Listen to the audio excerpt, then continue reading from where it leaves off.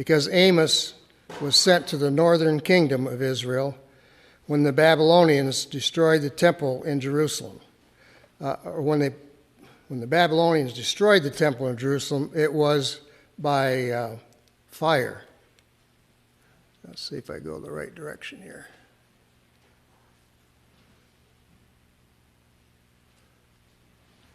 Maybe.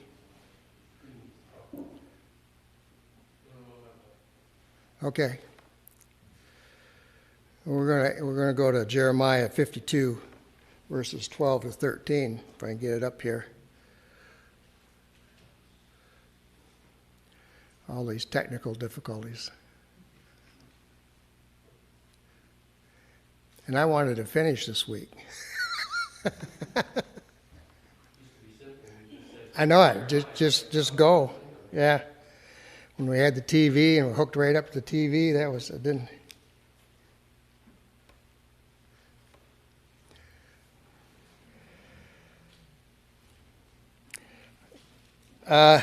Okay, I'm going to move on while they're waiting.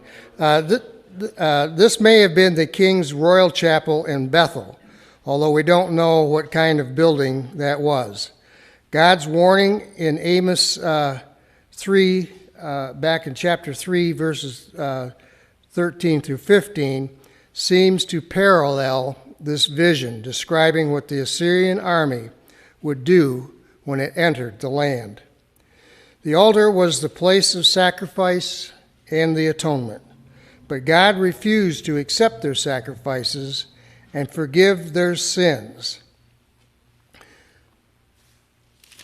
And we saw that back in chapter 5, verses 21 to 23.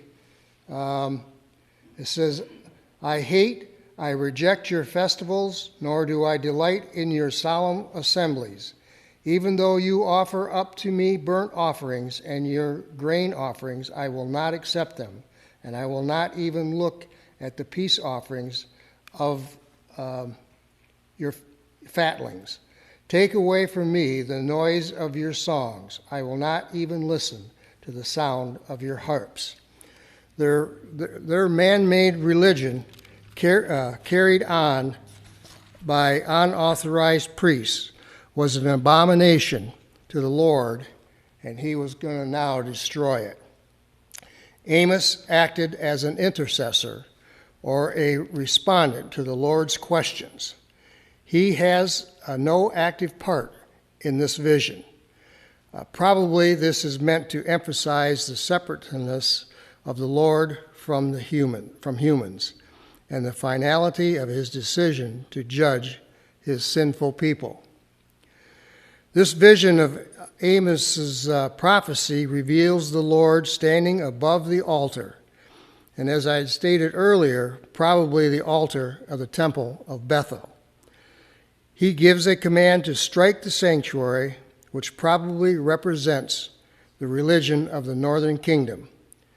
It is significant that the misguided religion of its kingdom is what will destroy the people, according to this vision.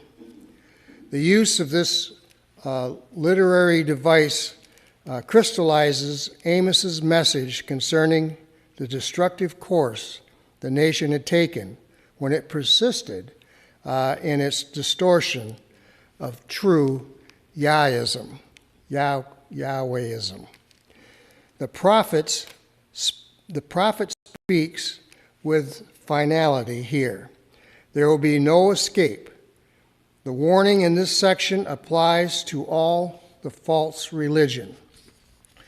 It is possible for superficial religion to lull its adherents into a state of false security.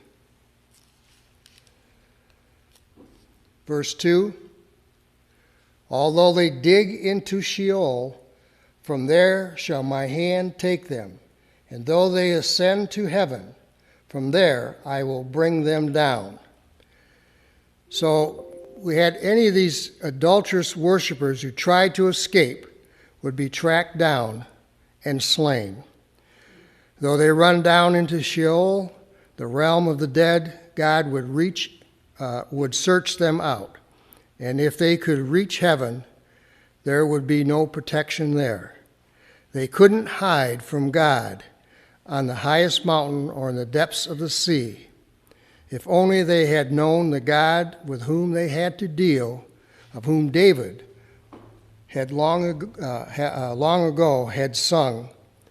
We're still not up here. Okay. We'll do it the old-fashioned way. We'll go to Psalms.